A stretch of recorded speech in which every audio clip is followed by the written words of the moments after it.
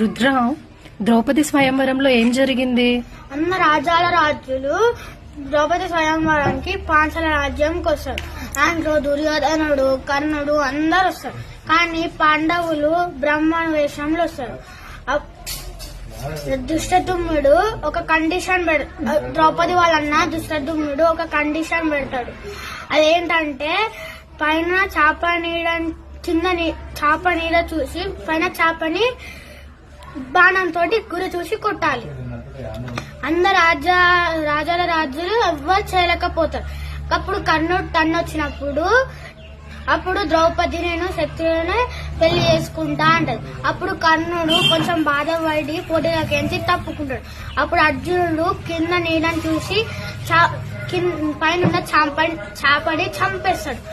అప్పుడు అర్జునుడు ద్రౌపదిని పెళ్లి చేసుకున్నప్పుడు